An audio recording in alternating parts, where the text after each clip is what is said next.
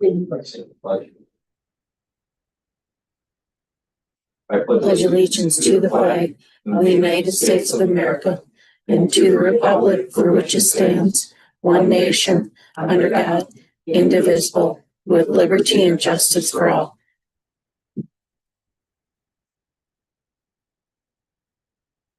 Fading up for everybody. Over here. One and only item on our agenda tonight is to discuss water and sewer rates for coming fiscal years, next couple of fiscal years actually. We got water work, water work, Danielle. Hi. It's on right. All right, can you hear us? Can you hear me? Yep, I can. Yep. Perfect.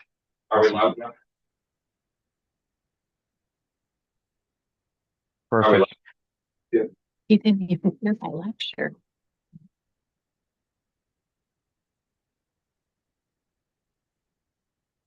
Awesome. Are you I there? just want to, sorry, I just can't hear everyone clearly. Just want to make sure. I'll be a little delayed.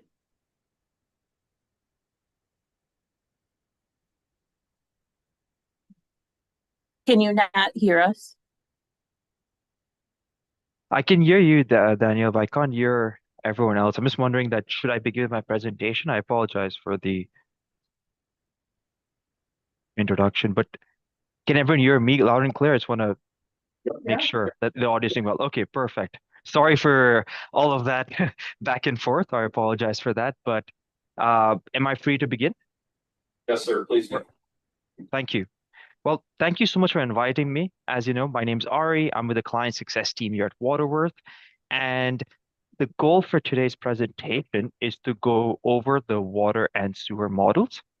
But just to give everyone some context about Waterworth, we're a software platform that works with a lot of local municipalities like Blissfield. And our purpose is to help these communities achieve financial sustainability while balancing affordability. And we're a bit different from how others regularly do some periodic reviews. We try to focus on a practice known as continuous revenue management. And those are two things. One, it is a live financial forecasting model, which Daniel has worked really hard in making sure that we have built out for both sewer and water. And two is having sessions like these where we meet on a regular basis so we can inform you about what's happening with both the funds and you can make those decisions quickly and efficiently. So if there's any questions about my introduction before I begin, please let me know. I don't know if you No hear me. questions. When did we go live with Waterworth? How long has it been? Talk into your microphone. Ari, if you can hear me, when did we go live? How long have we been using your system? Just the I last think year? last year, towards the mid last year. Mid last year.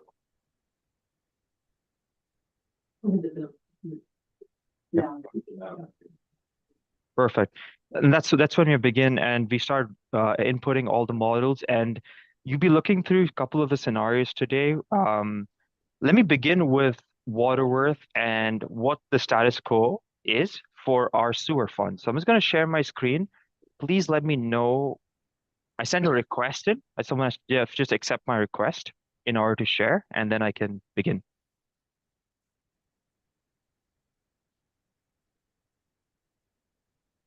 I accepted it. Can you see on your end? Yes, perfect. Thank you. Awesome. So in front of us, I'm assuming that all of us have the Waterworth packet that was sent over. Just as a reminder, it's all of these different sheets that I'll be referring to in our presentation. What I'm going to be going through is a live model, but it's going to include the same exact elements that you have inside the packet. And in front of us now, you look at this view. This is the sewer fund. We have the whole financial forecast model in front of us. And I'm going to begin with the operating expenses, which is going to be page number 4. So And don't worry, I'm good. It's exactly the same. It's not going to be that different from the packet itself. So if everyone looks at the screen, you notice that I have our operating expenses out over here, and I've isolated it. This is for, again, the sewer fund. We have the y-axis that covers all of our dollar amounts, and the x-axis that covers all of the years, starting from 23 to 2037. I'm just going to make sure everyone's following. I can see a lot of pages flipping, but I'm just going to take it a bit slow. So if you look at all of, sorry, sir. We're good now. It's page 5 for us. We're just one page ahead due to our cover letter. Perfect. So right now you can see we have the operating expenses in front of us.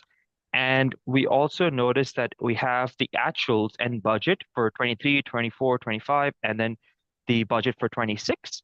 And beyond that, we have a growth rate or inflation of about 3%, which is why we start to see our operating expenses climb over the years as we get closer and closer to 2037 in this forecast. What we do next is we also look at our current debt service. You can see that it stacks on top of the operating expenses altogether. And in 26, we're paying about $346,000. It does reduce down to $280,000 and then moves ahead beyond this point. Next, we have our capital projects and improvement projects that are in there. Again, a stack on top of what we have and we're paying for our debt service. And you notice that some of the big projects are being covered. We also see a big increment in 2031, in 2032, some larger capital projects. And then we also have a potential project in 2036. So altogether, these make up our revenue requirements. And this just shows us a landscape in front of us, a mountainous landscape, and we're like, okay, we have a series of big expenses coming through, especially on the capital end, operating expenses and debt service. It's quite predictable. But while we have this in front of us, I'm going to start layering on the foregrounds our sale of service. So you can see our sale of service represents our user fees that we earn, our rates. And you can see for the most part in this status quo where we're not increasing any of our rates moving forward, we're able to easily cover all of our debt service, if you notice, and the operating expenses. But by the time we get to our 2032, we run into some difficulty where the debt service and the rising operating expenses eventually catch up to our rates. Now, if I layer in our... For just a moment. Yes, 100%. You see exactly where he is at. Do you see where he is? I do that. Okay. You don't have the capability of looking at those little tables. And see splashing them up. We can't do that in here. You can join Zoom. Because he's logged into our waterwork. It's in the online platform, but I can quickly reset for us and even show you this part very quickly. So, for example, can we all see this page right here for the operating expenses? Yes. Yeah. So what I have done, and I apologize if I went a little too quickly, but what we're looking at right now is our operating expenses, and you can see there's a 3% growth in the model. The next step is our current debt service. You can see for FY27, we have about $348,000 currently budgeted, and then we can see a slow drop off to $250,000 out in the future. The next part is our big capital expenditures, which we're referring to, again, all encompassing the revenue requirements. And you can see that we have the digesters, the lab building, infrastructure mains that are all the past projects in front of us. And all together, the view that I was showing you live in the model was when you stack all them expenses up together, that shows you the whole view in front of us. Does that make sense so far in terms of our expenses? Perfect. I'll use a slideshow for now just so that we get a hang of things, and I'll refer back to the live model soon enough. The next step that we have is going to be our projected revenues in front of us. And you notice that we have sale of service, which is a user fees. That's a yellow bar in front. You can see that it extends and doesn't change over the long-term period. We have some non-operating revenue that's budgeted for 26, and there's some other small other operating revenues also included. Again, not game changers. They don't add a lot to our model. But if I were to look at, I'm going to pause there. I heard someone. No, go ahead. No, perfect. The next step is when we look at them together, right? And I'm just going to go back to the live model really quickly, is when you stack them together, you get this view where you have the mountains at the back that represent our expenses and the buildings in the foregrounds that represent our revenues. And the gaps, when I mean by the gaps, I mean whenever those mountains are taller than our buildings in the foregrounds, these gaps that I'm pointing out, that means that we are running at a deficit in our budget. This means we're going to be using our reserves to help pay for the gaps. Does that make sense? Yes. Perfect. And the net impact of that is going to be the next page, which is the cash position. This shows that basically the net impact of all the deficits that we accumulate beyond 2026 shows our cash position start to go to zero by the time we get to 2031. And we all notice that there's a red dotted line in front of us. This is a floor that we like to maintain in our books, which is 4 months of operating expenses. This is to ensure that if anything unexpected does come about, we're able to tackle it swiftly without having to be afraid that, oh, what if we have no emergency reserves to pay for certain salaries, benefits, and et cetera, right? And the whole goal of Waterworth's modeling is to look at the long-term vision and try to stay above the red dotted line at all points of time. Is that making sense? Yes. Perfect. And that's why when I go back to the live view and I add all those elements I just spoke about, we start to notice that this is a status quo model where if we don't do anything, we don't increase our rates, or we don't do any other adjustments to our projects, we find ourselves in trouble out in the future, which is why some of the proposals that Daniela has is we're going to be looking at some readjustments to help us to pay for some of these projects and really ensure that our cash position doesn't dip below that operating threshold line, nor does it go below zero. And a part of that, just to even take a second across a PowerPoint, is solution one in front of us. And I can even have this in our screen just to make sure we all follow along. You can see that we have this model in front of us, and the only thing we have changed besides the rates is we have looked at our best case scenario, which is to say that what if we were reducing our budget, maybe $50,000 or 5% every year, where our budget is slightly over and we're probably going to be under our budget. We're saving about $50,000 every single year from our budget. What is the outcome? And if we're able to also put some rate adjustments layer on top of it, which is if we do 8% in the upcoming year and then lead with some 5% beyond that, we're able to really stabilize our cash position out in the future. Keep in mind that I know that right now our discussion is primarily our 27 rates, but the idea is that we don't want to wait for too long and not act proactively, especially with these different projects that are coming forward in the future, especially in the 2030s. And that's why having that 5% on an annual basis can be a good idea. However, it can also be revisited every single year, and it's just a plan that's in motion moving forward.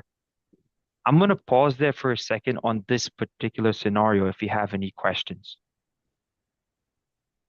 I do, Ari. Yes, First sir. thing you mentioned in this proposal is reducing costs by $50,000 on average.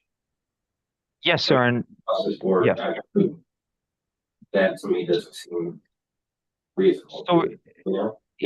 it's essentially, and Daniel can also join in on this, is to say that this is our best case scenario where our budget is slightly over what we have. And you can start to see, if I go back to our live model, you notice that from 25 to 26, there is a large increase that takes place in this, there's an incline that exists in the model. And what we're trying to say is that perhaps we're over budgeting, let's say in 26. And what if we came $50,000 under budget, which seems a bit realistic, which is like 5% under budget, like you hit 95% of your operating budget, what will the outcome be? That's one of the best case scenarios where we are under budget, so we save some money, and then what will the rates be if we are under budget? Okay, but why are you throwing that in there? Do you feel like we're gonna wind up over budgeted this year? Running the numbers? I can help address that too a little bit. So when we look at this, like the water work has got it built in that inflationary increase into our operating expenses. And we have been our staff has been really, really good about monitoring their budget, and we have not been seeing those. But what we were hesitant to do, or it's really me, I was hesitant, this is not Ari, this was me, is to remove that 3% increase, because we should account for inflationary adjustments to our operating budget. So we didn't want to completely remove that, but that's where we're showing that under budget to kind of make up for that, because our staff has been so diligent. But that may not always be the case. So that's why I felt like it was more accurate to say we'd be a little bit under budget this year than to eliminate the inflationary costs for the future. I don't know if I'm explaining that, if it makes sense. Kind of is what I was thinking would be. Yep. And our staff, again, has been really good about monitoring their budget. So like, if we don't need something, we're not going and buying it just to buy it because we have the money in the budget. Like, we really try hard to come in either at or under budget. And not that we're over, but we're just trying to make sure we're not frivolously buying things just because. But isn't that the benefit of this program and being real time, to where we're saying, are we knocking 50 grand off each operating year, or just this one time? No, we're doing it like the 1 year so that we don't remove that inflationary future cost. Mm-hmm. Yep. I don't think that's fair. It's not fair to say in 10 years our operating budget is going to be the same it is today, because we know things are going to get more expensive. Now, in the last 3 years, the only major increase that we've had to, and I say major, but the only increase we've had has been benefits and wages. Our other, like our training line item, we have seen a little bit to our gas and electric and our water bills, because we also pay water. But like our training budgets, those have stayed pretty consistent. Well, in 10 years, I'm not going to have the same training costs. So that was what I thought was the most accurate way to show kind of this year without impacting all the future years. Because I think that was the whole point of why we wanted to go with Waterworks, so that we could see how farther than just this moment in time. Because that way we're not estimating what is going to happen, like we have had to do a year or 2 or 5 years down the line, projecting something, but we've got accurate real time where we can say we're adding a lab, or we're going to do these digesters or whatever, and then it changes the rates now. Yes, and those projects are built in. So when Ari showed you guys the capital projects, and you see that green portion of the graph with those spikes, that's because those are those projects that are going to cost us more money, right? That it's factoring into that future budget. And there's a lot more we can, like Ari's going kind of high level right now with you guys, but like we have gone through all of this, and what does it look like if we delay that project and we add inflationary? How does that affect our rates? And so we've gone through a lot of this stuff. I'm more than happy to do that with you guys, but Ari's trying to, I think, give you guys a general overview of kind of what all of this means and how we got to this point. I just don't want to bank on quote best case scenario, because we know that's never going to happen. And that's precisely why Daniel even thought ahead, and she has the worst case scenario in there as well. That's the next scenario that we have, and I'm just going to refer to it in the PowerPoint just to make sure everyone can see it. And you can see that solution B is if we don't have, we can't under, we don't come under the budget, it's 100%. Whatever you budget for 26 goes beyond that with a 3% growth.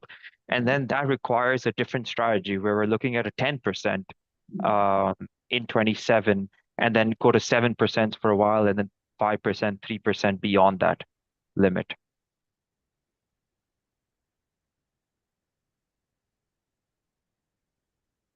So what's our big project 2026 at this year's spike? In 2026, it's going to be the Ayers and Ditch lift station. It's about $763,000 and some change. Which we haven't started. You're looking in 26. Yeah. The rotors are done. The aerator, the lift station. Yep, that's done. The lift station is actually gonna come to you guys next meeting. Because we built out a couple of years history and current year budget too, to help us with our kind of historical moving forward with projection. So that's where you're seeing, you guys already approved those in the current budget year. But it may happen this year, 27, right? But No, they'll be all done they this year. should be done this year. The only thing that's outstanding that's not done this year right now is the Maple State lift station pumps, and that'll be on next Monday's agenda for approval. And then once you guys approve that, we'll move on. Really good. Yeah, we've done a lot this year. Wow. Yeah. It's not the glamour stuff, because obviously we know it's all the neat stuff that we've been working to get done. Everybody clear on that? Mhm. So B, which is very similar, but that's the worst case scenario. Yeah, yes, sir. That is when we don't have that 50,000 or 5% that we were talking about earlier.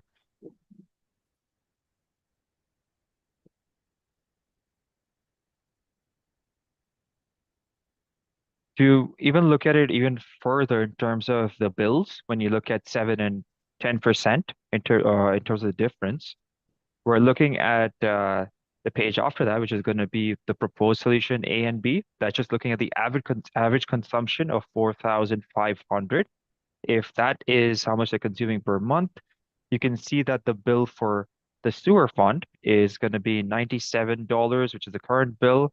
And the proposed bill after the increase is going to be 104, which is going to cause a $7.79 increase. And for solution B, it's going to be $2 higher than that if we go with a 10%. So that's just to make sure that those percentages don't skew what we're asking, but it's going to be rather a $7 or $9 increase in reality, depending on the best case and worst case. But that's the range we're looking at for the sewer fund.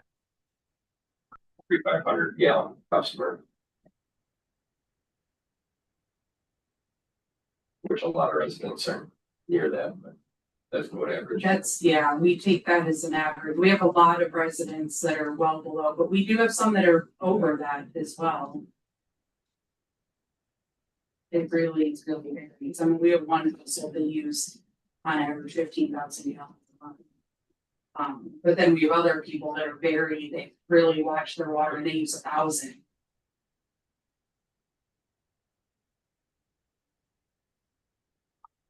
Okay, so I mean, in simple terms, then just, not to waste time, but for public wise, obviously the answer is here that you don't see the rates go down anytime in the near future. You actually see the increases, but you also see that is something that we need to be able to. It's been this is very clear. They're showing where the money is going.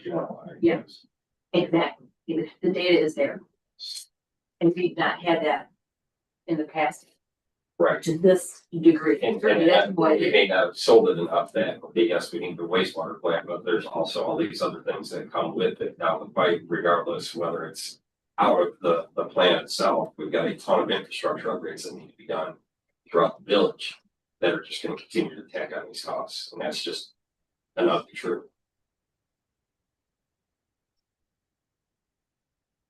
Questions on sewer, yes? So again, there's gonna be other projects, you know what I mean? So real time, we can change this, Danielle, but you know, again, we're talking maintenance upgrades and more so, I guess, for the water system, the sewer side. Say, you know, that comes through 31 or 32 and rebuilds 223, we're up sanitary is on our dime, right? So that's an exponentially large increase in operational cost, or I guess infrastructure costs. So- for that fiscal year. They will pay storm sewer, sewer, and a portion of water. I know we pay a Big portion. storm, I know. Maybe it's all of sewer and they pay a portion of water. I don't have those numbers yet, but we'll have to build this in. So Ari's presenting you guys, because we're kind of focused on this next year because that's what we're setting our budget for and working on. But what I will continue doing is updating this model within Waterworth to make, so when we have those costs, I'll build that into our capital improvement costs and our expenses here. And then if we have changes to our operating, I'm gonna go in and edit that so that it's always, we're working with current like accurate data moving forward. So anytime, every year when we review our rates, you're gonna be looking at the current situation, kind of where we're at. And that's the ugly balancing act behind this. Again, a lot of people don't, you know, guess. You know, we asked Carl, he would want the increased as we do these projects, and Jack would want a gradual increase. So again, we're never gonna make everybody happy. But again, I think the residents have been more than informative of us, that they would rather see a gradual increase. Play it safe, you know, again, not build a huge cushion. But do gradual increases over, okay, now we're doing this massive project, now we have to spike things 10-15% just to meet that level. I think we've learned that in the past, right? Well, I think we're still paying for the 60% increase. I mean, I think we've learned I'm just gonna, it sucks. This whole conversation sucks. And I know like every time I've met with Ari, I'm like, it is what it is. It sucks. Like, I don't know what to do because we have to pay for the infrastructure. There's no easy solution for it. And I do agree that I think the increases stink, but like I would rather tell our residents that we're trying to plan and prepare for these things rather than all of a sudden being like, oh, we're gonna jump 30% because we failed to plan on a part, even though we knew this project was gonna be. And that's why we should do it and gradually, if we know a large scale project's coming here in a few years. Let's gradually do it. Let's not say we need 5% right now, and then now we need 15% next year. Let's meet in the middle and gradually increase it. That's what the residents said they wanted. Well, that's Not what that the lesser. we've learned from Yep. that. Which will be easier to do with this. It's easier to follow. Yeah. And just to illustrate Daniel's point, and I also want to make sure I don't take up too much of your time here and move to the water side.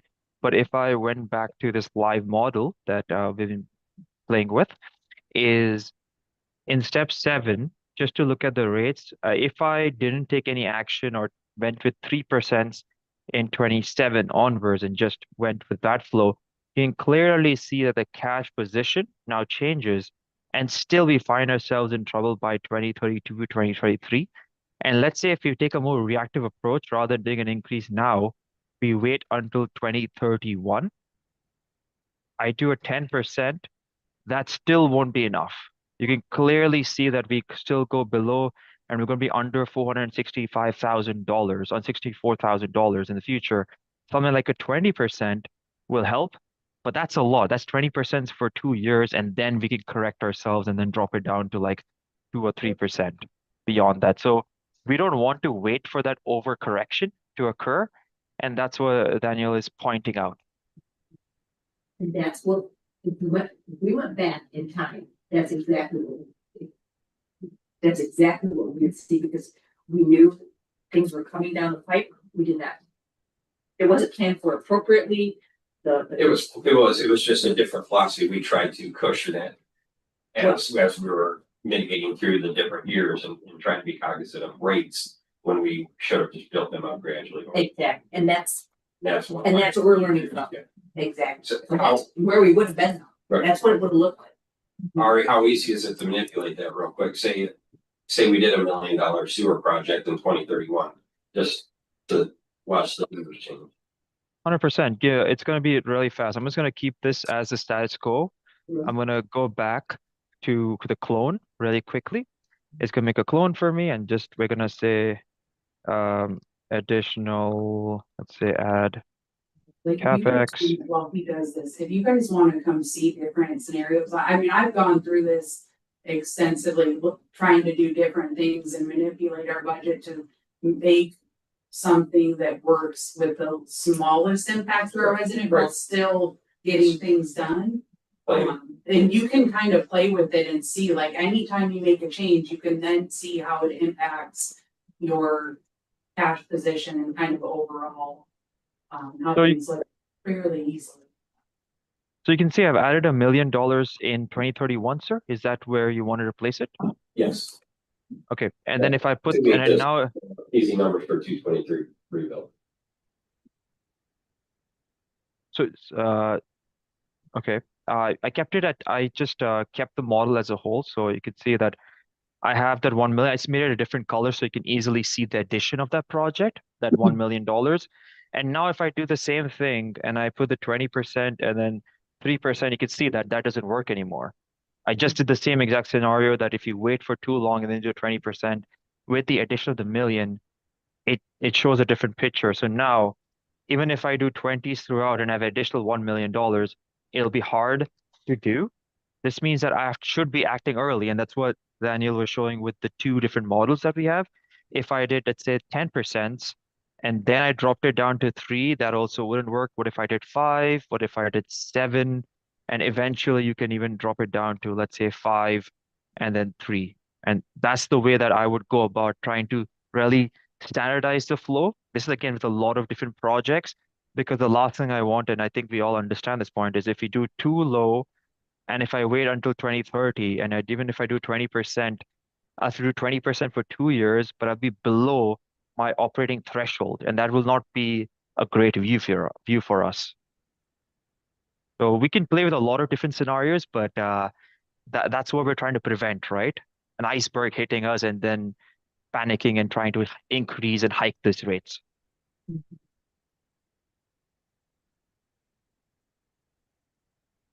Perfect.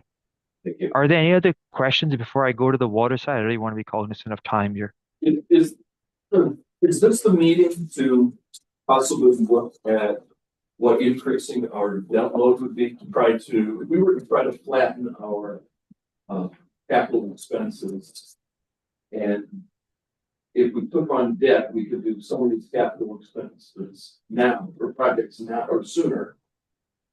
How would that affect the rates as well? Is that some meeting to ask about those things? Yeah, we certainly, so we looked at that. And in fact, one of the scenarios in water, you'll see that there's, it's specifically the RO, we've got a grant funded and or a bond or debt fund for that system. We did look at debt for sewer. And there was no scenario that was going to be more beneficial to us. It actually created a larger increase in rates than what we're presenting to you guys at the best and worst case scenario. But Ari can certainly probably quickly add in if we were to take on debt, what that would kind of look like. Yeah, and I can do it really quickly. So imagine $1 million was taken out for that loan. Just as an example, we took out $1 million for 2031 for that loan, 20 years. The principal was $1 million that we took out and 2% interest. You can now see that when I go back to the rates and I have that view in front of us, now I don't need to do such large increases. I could reduce this down to let's say 15 or 17, because it's more balanced out. And you can see the net impact is I have borrowed funds of $1 million and I have proposed debt service that's being paid off as a trade-off for the project. So every year I'm paying $61,000 in debt service to help pay for that $1 million project that we hypothetically added it into the future. And the impact on rates is that now I can decrease them slightly. Instead of having 220s, I can have 17s to spread it out. It takes the value on the cash flow. Yes. So I guess to keep in mind, I didn't build in this $1 million project. So when we start Yes. looking at P23 and I have an actual cost, we may want to look at taking on debt. I was looking at our kind of current capital, and when we did that, it isn't Well, whether we, beneficial, whether but you're we right, did the it lab, does take the dip. whether we did the lab instead of, forget 223, but we did the lab and didn't have to worry about 223 right now, and something else comes along, because we're still 5 years out from 223. I'm just looking at how our cash flow would look. Our cash will look if we took out a loan for the lab, 1.5 million. So wouldn't that be gone? Well, yeah, let's drop that. As in, when you say drop that, as in not doing the project, sir, or do you mean that adding a loan? Right. Instead of doing that lab out in 2036 or 37, if we did that in 31. Yeah, let's drop. Because I'm seeing the big valley in 35, we have big valley in 29. Okay, if we did it in 2031, now let's just say it kept the same cost of 1.5. I don't know if it would decrease really, but we just kept the same cost. I'll remove the $1 million project just for now because I don't want to add too much to it. And if I went back to the debt financing, I changed that project for, let's say, the lab, and 2031, $1.5 million, let's say 2.5 interest rate. That's what I've taken out. That can potentially also decrease it again. We can try to plan for that, where if I do a 10 and then I drop it down to, let's say, 5s, maybe 7s and then 5s like we originally had, what would that look like? So you can play around with those scenarios for definitely. So this is another one, which is 10, 7, 7, 5. And I wouldn't get too attached to this schedule. Like, don't be too concerned about the next years, because again, as new data arrives, when we learn a bit more about our expenses, more about our capital projects, these numbers can be looked at again. But it's just telling you what a plan is. Regardless of how the cash flow goes up and down, we're still above our 4 months, and that's an important number. Yes, sir. That is exactly what we're trying to do. Cash flow It's going to bounce around. Yes, it is. And it would, like, we should do strategic pulls from our fund balance to fund capital. Yes. So there are times where you're going to see dips. You're never going to get away from that, and we shouldn't, as we discussed, because we don't want to hold on to just a bunch of. Right, but we're also trying to plan for emergencies. Yes. So that's a lot, to me, that's more tolerant than 2 or 3 springs ago. Yeah. Exactly. Okay. And a last point to that, sir, because I really like this conversation, and all of the other committees that I work with, they also look at some reserve policies. So I don't want to add too much I know this is all new stuff, but when I look at some of the reserve policies, sometimes some communities like to add $1 million buffer of capital projects in case of some overages. If I were to add that into our model, one more zero, what you'll notice is you have a black dotted line that exists, and that black dotted line is meant to be your cash position target, because anything that's above, or anything this buffer that we take a look at, if I just get my annotator out here, this buffer is meant for any operating expenses unexpected, and the buffer between the operating threshold and the cash position target is meant for any overages that we may experience or any ups and downs that we experience with capital needs. And the idea is we want to stay above the red dotted line at all times, but we want to move alongside this black dotted line. So we know that we have a target because in some years we'll build up our reserves like we have done in the past, and others you'll be spending it down. But as long as we get back to the target in the long run, we're financially sustainable. Right, we're looking at average. That's the thing, trying to flatten it out as much as possible. Okay, thank you. So go back here, what you were running, then you were saying it wasn't beneficial to have that. For our current projects, no, not in sewer. Water, I think, could take some data. Perfect. And it would make sense. Awesome. So I'm just going to shift into water, and I know we have the different funds, but I'm just going to make sure I still stick to this PowerPoint just to make sure everyone tracks. And you can see that for water, for water, we notice that we have the operating expenses as we laid out. We also have the debt service that comes to an end by 2032, that's retired.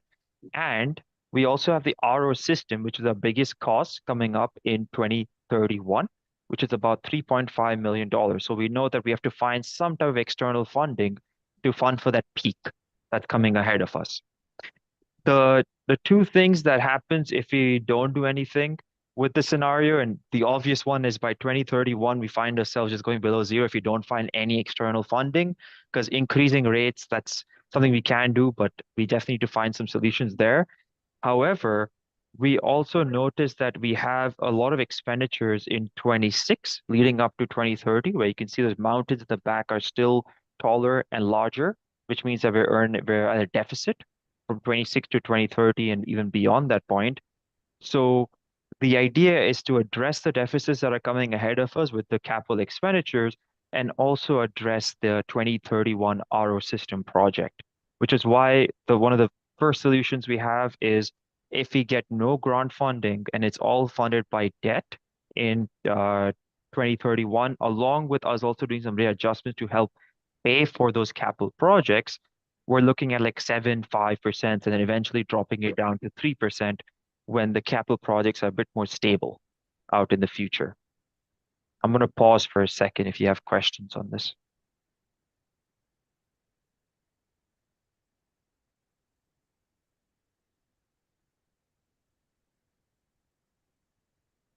Perfect. The other scenario that we have is also what if this was grant funded, right? How would that affect our rates if we didn't have to pay the debt service in 2031? You can still notice that we are going to be increasing our rates in 26 and 20 from 27 to 29. That's because we, as mentioned earlier, we still have projects to fund from 26 to 2030, right? We still have to make sure we pay for those projects. We're not waiting around for 2131 to hit.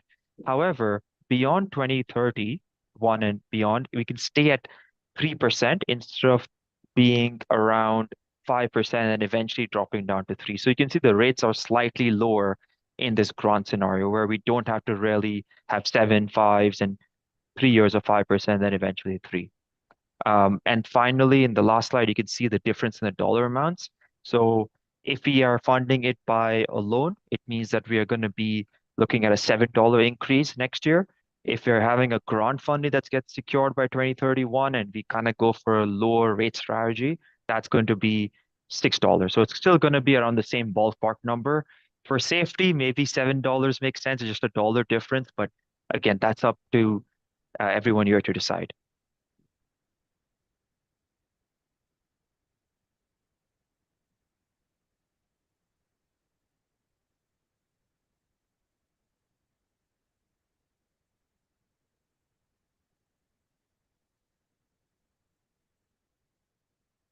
What kind of improvements do you have built in infrastructure wise in the field? I guess water mains, et cetera. We talked about fire hydrants and, we can't tap into this, can't tap into that. Again, if we're talking about sandcast mains or we're talking about hydrants that are from 1919 out in the field, we've been so focused on the plants themselves.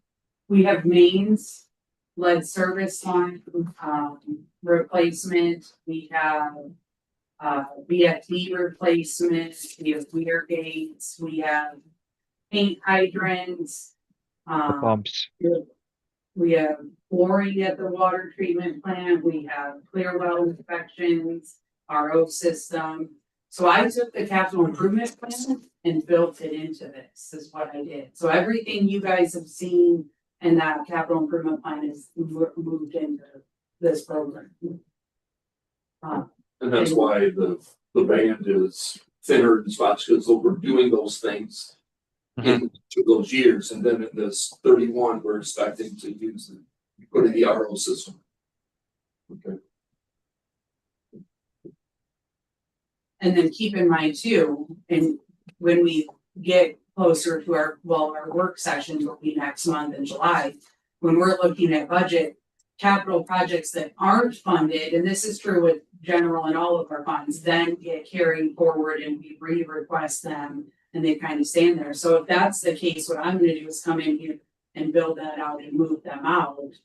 So, and this is where, like, I think I'm gonna pick on you, Mike, because you're the one that said this, and it could not be more true. It's that you feel like things are always changing, and they are, because when we do those things, it then changes what we're looking at year to year. Well, it's still part of the program and the benefits of it. Yeah, Are we sold on RO? I mean, is that what engineers are saying? And again, not to backtrack, but you know, we've talked us and other communities, you know, I'm tired of being done with a well discussion, but you know, talk about wells, talk about reservoir, about running a pipe from some of the municipality, right? I mean, yeah, and we're still going through all of that, but I didn't want to build out a budget not doing anything, because even if we, let's say we do find something out, if we go a different route, then we adjust it in here.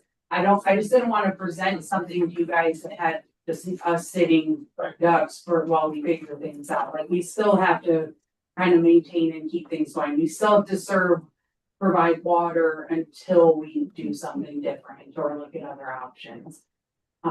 So yes, maybe it does need to adjust once we have additional information, but until we do, I just don't want to build out nothing. and going back to, backtracking the sewer, again, we talked about the sludge building, right? And how we wanna, what our solution is on that, that's built into. Are you about the sludge at the water plant though? Yes, Right, right. But that's compounding the sewer, you know, costs as well. So yeah, you know, what's the solution there for the sludge building? I guess it's technically out of the water side. Is that built into here? no, because I don't think we have, So we don't have a solution there yet. no. And I think, like, the issue is not at the plant, I think it's in the mains. Mhm. Is where, because that sludge is now running through our mains. Once it gets to the plant is processing it and the ferry they get and stuff like that actually helps them at the actual plant. It just goes main in between. But it's sending more, again, waste to the sewer plant process. Or hold it out at the water plant. Out in or whatever. Yeah, Is it going? and I don't know all the details of that, because that's never ran since I've been here.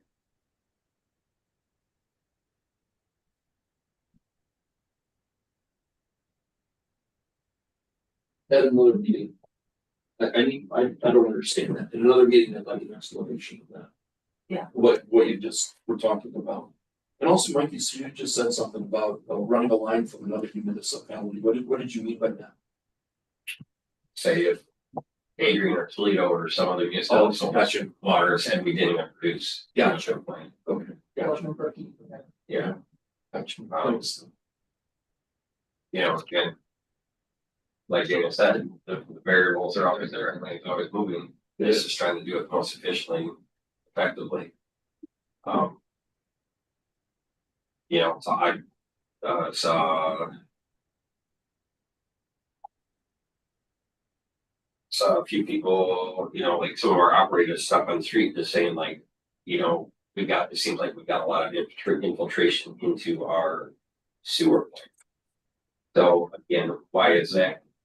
you know, again, when we get these heavy rains and things like that, that's really actually increasing our sewage treatment process. And so again, have we been sort of tunnel vision on the sewer plant itself, or we need to take a step back and go back to the field and say, where is all this infiltration coming from? Is it a main issue? Is it a sewer, you know, a drainage issue, which is pushing all that to the plant, which is compounding our re-rating and our capacity issues.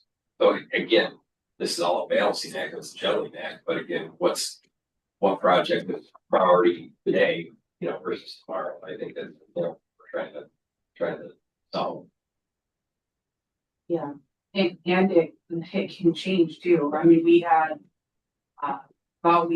one sewer main priority and that had a failure somewhere else. So now that jumps up priority and that one wasn't even on our radar. So those things happen sometimes too. That's just an example, but Yeah, and you know, it's hard, and that's why we try to build out the best that we can, and we sometimes are a little vague with the infrastructure and the mains, because we're saying we need to put money towards mains. Maybe where that is specifically will change a little bit, but we still know we need to budget for those main replacements, or we need to budget for the hydrants, even though we think we're gonna do this one, but it ends up being the one over here.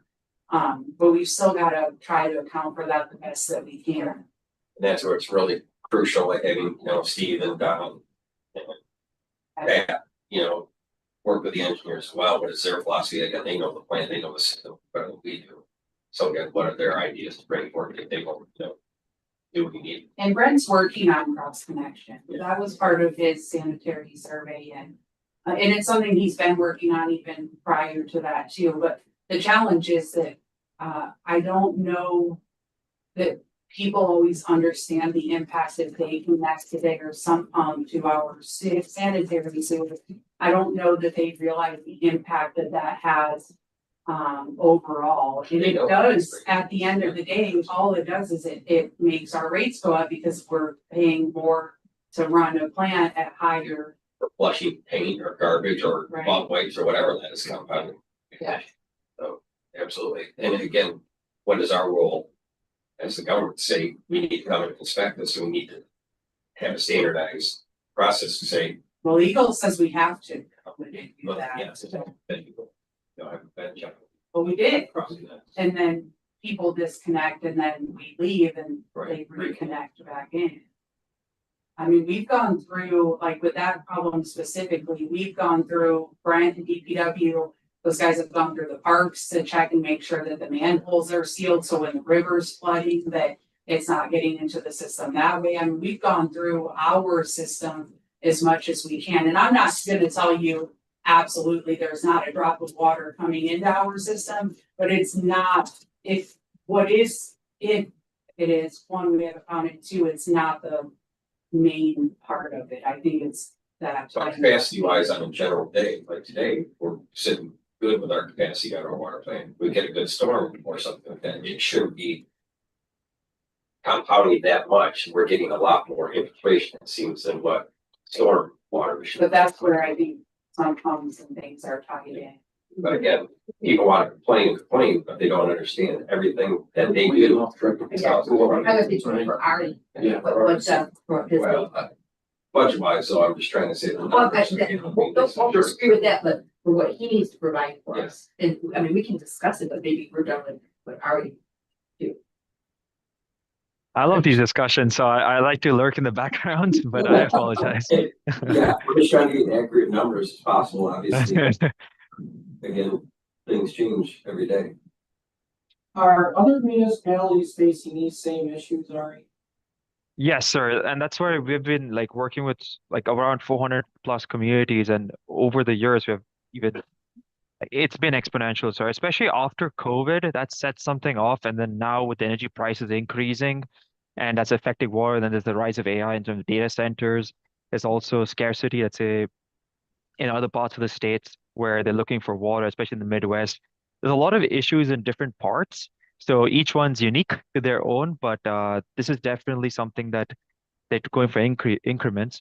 But I think, sir, we're still sitting in a good standing because we're trying to be proactive, sir. And most other communities, sometimes they wait for the iceberg before it's too late. Because unfortunately, I was a part of a few discussions where to increase rates by 50% for some communities, or go for large, very large irrigation increases, and that really caused a lot of issues because the revenues weren't stable. So I hope that helps answer your question, sir.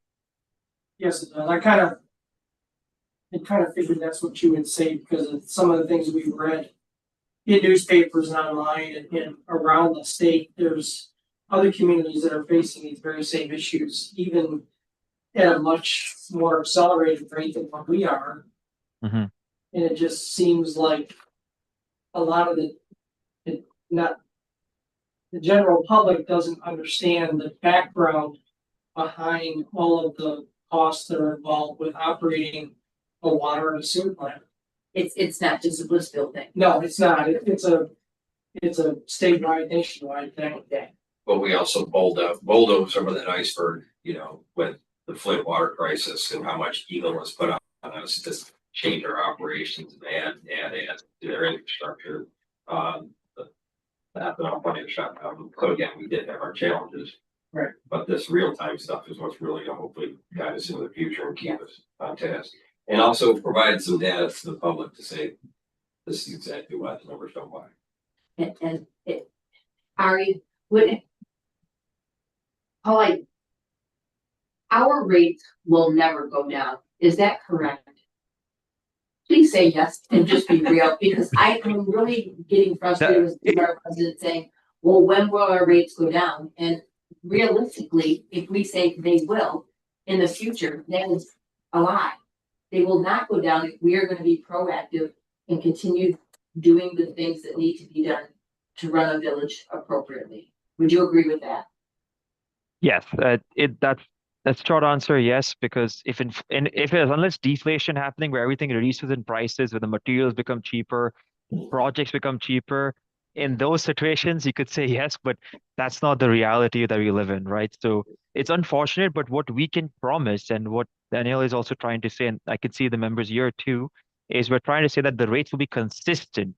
It won't just be inconsistent, so that the people on fixed income don't see a huge spike and then it's a worrisome process for them. That's what we're trying to aim for: consistency and proactive planning. And you did. Thank you.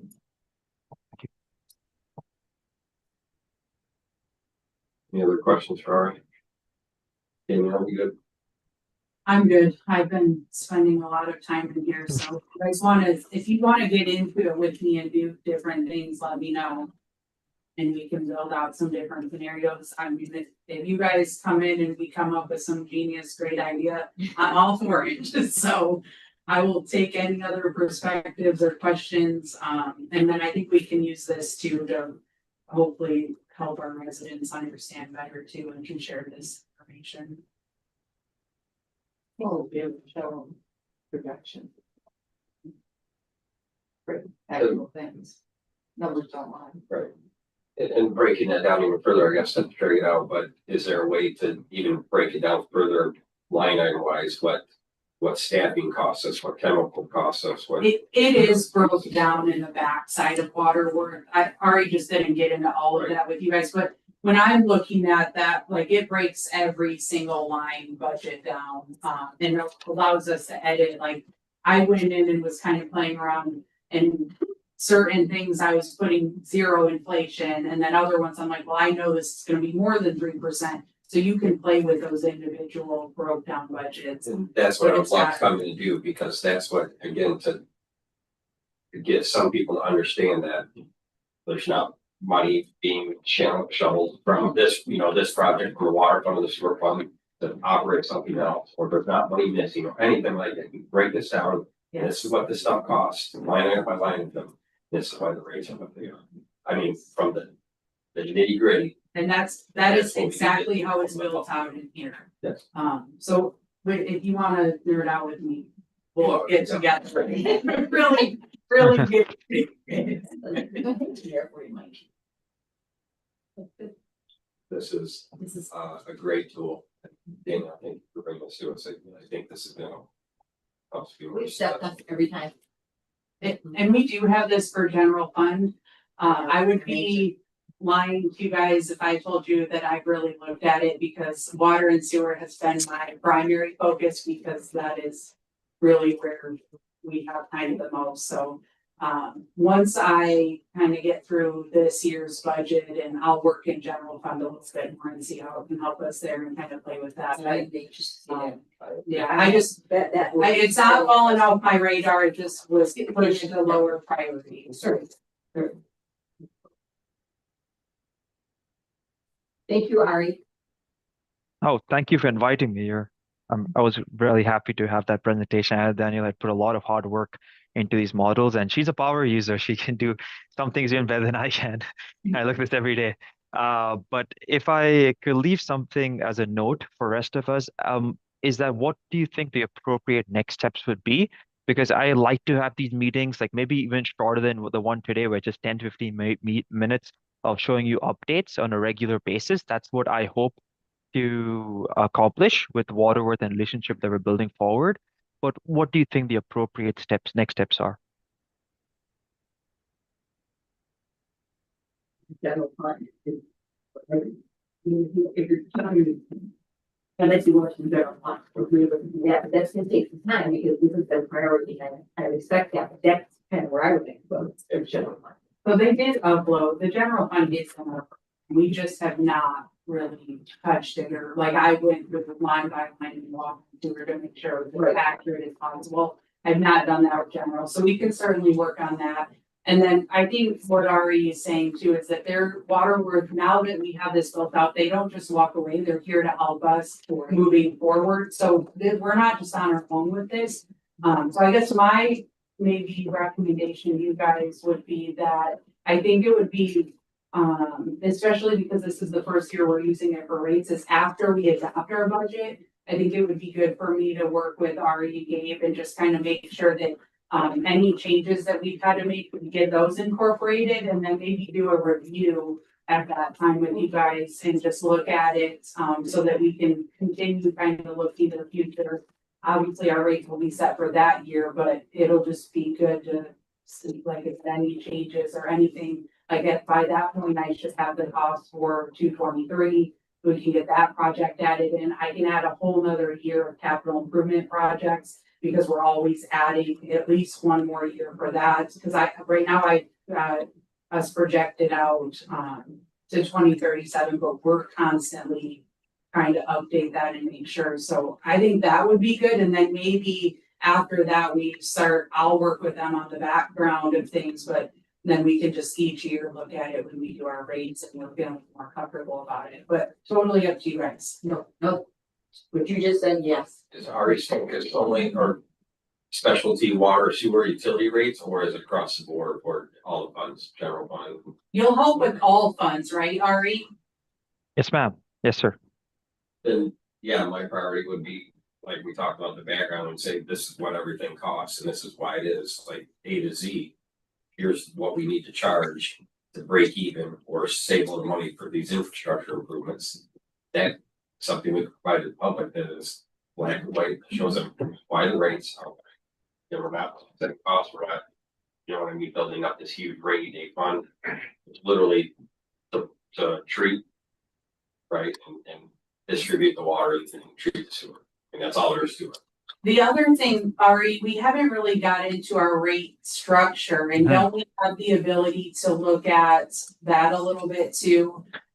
Like maybe a commercial user versus a residential user, and or our base fee versus our consumption fee. I was going to refer to that towards the end just for the next steps, but they stole my thunder there.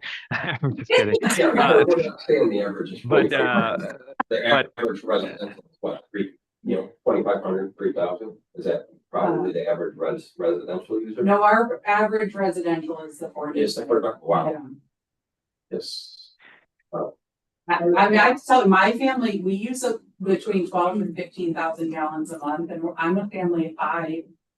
I mean, it just depends what do you use as an individual? 22, 23.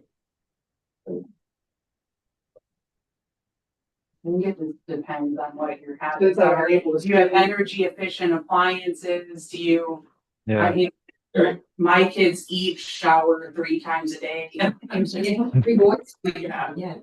So it just depends on what you do in your household and. Yep. Do you irrigate I don't. Well, this is my A priority, and then B would be general fund and motor vehicle fund, these things we're kind of struggling, right? Like, how do we make this more effective and more efficient? General fund, I would love to play with, say, what does the pool cost us if we change this, if we didn't do this, if we had a full-time parks and rec director, like the things that people want, but they gotta understand cost money. If we collected garbage, if we had Well, we might have less, whatever, so. I'll we have cost- to really get into that. Yeah, one. Like maybe. I've not, other than giving that information upload, I've not really touched it at all. But that will really skew the numbers once we start saying, if we cut this or if we add this, this is what Mm. down the line it's gonna cost. For years. So what I gather, just to make sure, is that one element is that obviously the main element here is general fund. It's a important discussion to really present in our next time, let's say next month.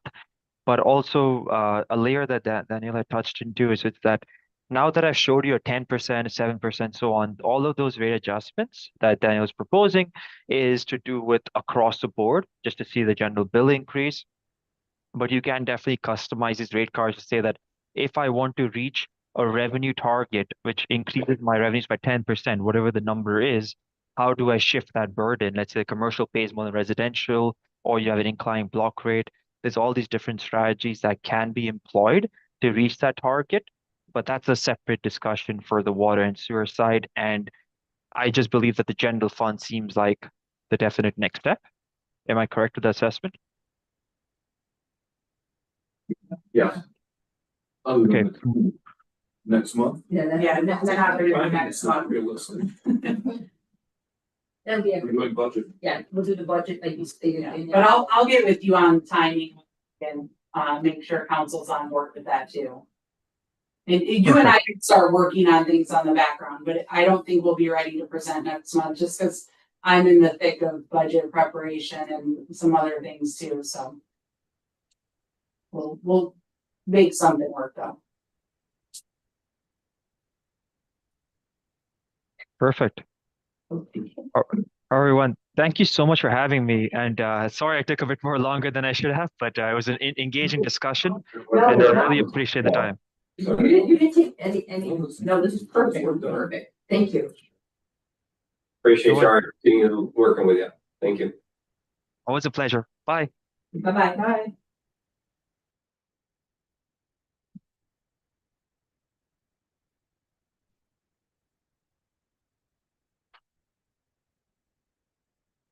All right. Danielle, is this the guy that you met through that networking? Is that where this was? Yes, and then, but Ari was not the one that I originally connected with. But he took over and I was working with him and another, the guy I'm drawing it, as you know, and then he left and Gabe took over. So I've been working with Ari for a few months now. Gabe kind of came in about halfway through. So this is outstanding. But they've been really helpful. And then I went through this with Brent and Steve, and then I gave Nora access as well. So I showed her how to create clones, so then we don't lose anything we've created. So you kind of just duplicate it. And then I showed her how to play around and do different scenarios and like move her projects or add projects. So I know she's done it a little bit. I don't know that she has really, I don't know how extensively, but I'm willing to give you guys access too, if you want to get in and play with it. I'll show you, before I give you access, I will show you. You need to lock it. It's like, I have our baseline locked so that nobody can lose that, but before I give you access, I would want to show you how to create a clone. So then you don't delete the things that I've already built out and done. Because I'm okay with having more, but I don't want to lose all that work. Just watch the movie. And you said that our background or our data for on the general fund side is already loaded in. It is loaded in. I have You did not, say for any of the. I have not, and I've not reviewed it. So I did what I exported some things. And actually Brandon helped me export some of this stuff to get it to them. But then when they imported it, some of it transitioned over a little bit. So with water and sewer, I went line by line to make sure everything was accurate. I haven't even done that with Yeah, general that's fund. kind of focus from the beginning of the water. Yes. That's Danielle, I mean. It's just impressive. I mean, look what we can look at the future and what do you have here? Love it. Yeah. I love Kind of incredible though, that we did a grant, a grant magically paid for 2031 versus debt, and spreading that out over, what is it, 20-30 year payoff. It's only like 2% difference. Well, it was a 1% year one, but then you would more quickly drop to a 3% increase instead of maintaining that 5 and then later dropping to a 3. But I also was surprised by that. So I did not initially build in that grant presentation for water. I had just the one loan funded for RO, and Ari is actually the one he's like, Danielle, why don't you also present this as an option? Like, are you looking for grants? I said, yeah, but I don't know that we're gonna get one. And he goes, let's just see what it looks like. And I'm like, well, that's gonna make a huge difference. It's not gonna be realistic. And then when we did it, I was really surprised to see how close they actually were as well. So then I'm like, well, let's keep it so that you guys can also kind of see them. But we're always looking for grants or different funding that'll help us, because then we're not paying it back or we're not paying interest. They're just few and far between It's a now. pun intended pipe dream though on a grant fund or something like that. Yes, it really, I mean, honestly, right now, grants are few and far between for anything. So again, And worst case And scenario. if they come available, they're so, yes, because everybody wants to snag them. Sure. Danielle, would you be, I think I mentioned this at one of our regular council meetings. Again, going back to the advance, they had, Jeff Thomas, the person there from White Roof, once again with guest columnists. I would love for you to pop on there and the guest I have it on my to-do I list. say that for this great consistency and proactive planning and how you're using this water work. I think that would be really, I don't know about you guys, I just think that would be something that the community would know that you have looked at and it's been spent on it and counsel you, your staff, everyone. How you said everything earlier about, how everybody has been diligent with their budgets, etc., like that. I just think that would be a really good shot in the arm for you / the village. Okay. I will need you to do that, but I think that would be really nice if you did. Yeah, I can work on something. I know you were hoping I could regularly. I just can't take that on right now, but I could probably do this one off and then kind of try to. If you could, I just think that would be a really, knowing that the rates are going to be coming up, it's a great part of our budget discussion, certainly. Thank you. Yes. That's where it's the breakdown to be shown up to. It may be a long quote article, but again, let's just get the facts out there, what things cost broken down. It doesn't have to be line item by line item, but again, plant operations, chemicals, staffing, wages, all of that kind of thing. Just to prove that again.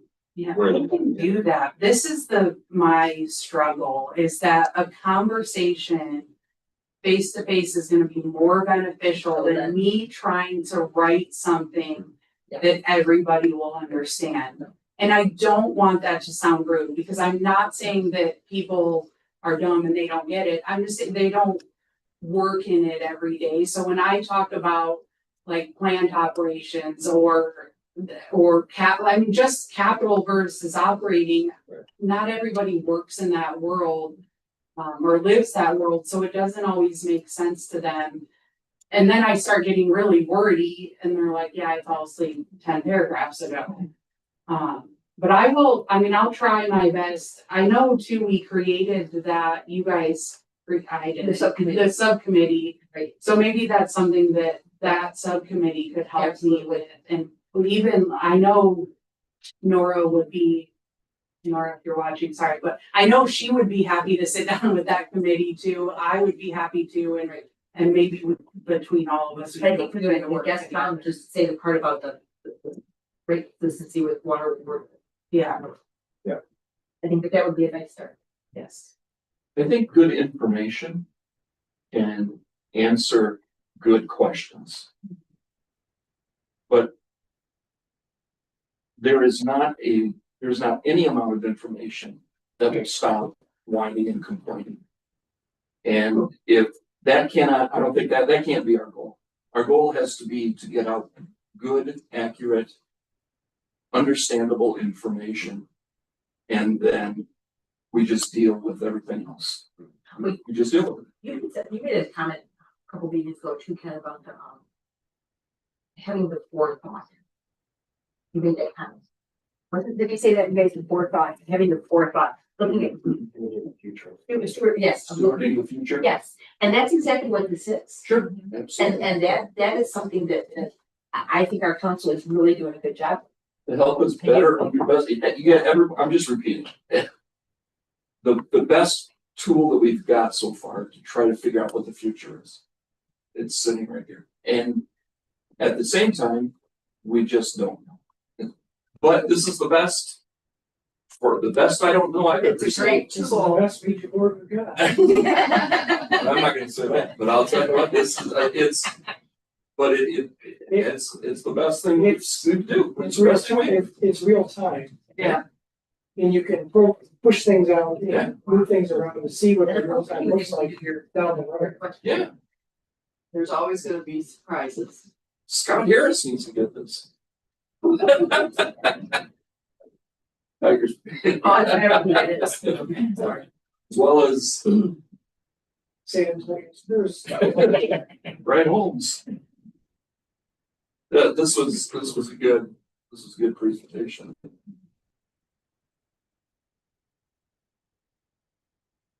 So I will jump the gun and start asking.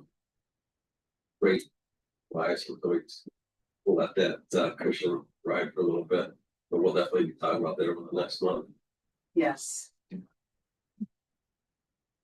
Yeah, I need to kind of finalize that. So that I can build it into our budget accurately. So, The thing we cannot make up, as I look at this, we cannot make up time. Never make up time, which our current situation has shown us. We can try to make up dollars, but we cannot make up time. So, I know from a political standpoint, like if the sewer rate here of 8% for 27, this is a recommendation, people. It's not going to be, this is not what we are accepting at this point. 8% and dropping down to 5% has one political affect. If we were to go 7% and 6% straight out, I know that it would be higher, but we cannot make up time. Cannot make up time. If you think about investing in a retirement fund, it's better to start with a little bit when you're 20 than a whole lot when you're 60. Because you cannot make up time. And that's I guess those kinds of things, if we could, that's what we're gonna have to figure out. What are we comfortable with in approving for our village? Trying to do that. When we make decisions for the budget.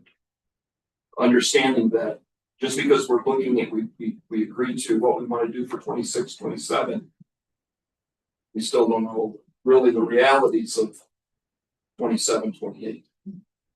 But this is our best guess yeah, and then as far as I projects. still got an elephant in the room too with our sewer budget. Yeah. And 223. And is there anything else that's an unknown that is kind of forced to commit? I think those are the two kind of big things at this point. Was the 223 was the lawsuit. Well. Again, maybe another street project, which includes sewer and water. You know, we haven't done since we paid off Franklin Street, etc. Probably time to start looking at the next massive rebuild. And again, you know, then we're kind of starting at scratch, but rather much like when somebody renews a bond, whether it's schools or fire or whatever, just kind of keep that consistency. Okay, we're gonna do what we can, we'll pay it off. Now we start the next big project and we just kind of roll it. Or someone bequeaths us several millions of dollars. That would be happy. But that means something. Well, if you have me on that time quote there for a minute, I was trying to Kamala's the significance of the passage of the time. Oh, you did better. I'm just saying you did better than yours. Sorry, a little bit came up. And great tool. I'm excited to see what it does for water and general fund. I think it's be cool because if somebody wants to come in and say, we need 2 more full-time police officers, we need this, we need that. Plug a chug, here you go, here's your numbers. That's what it's gonna cost them money. I mean, that's what we did. Great for budgeting. Anybody else, water, sewer? Yes. Oh. Danielle, about the budget, appreciate you. Very more so.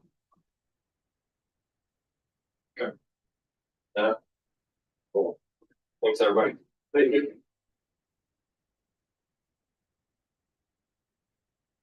For $3, you can get onto the lottery. It's over 200 and some million dollars. Which one? Mega tonight. Mega, Power. All right, we'll be on the way.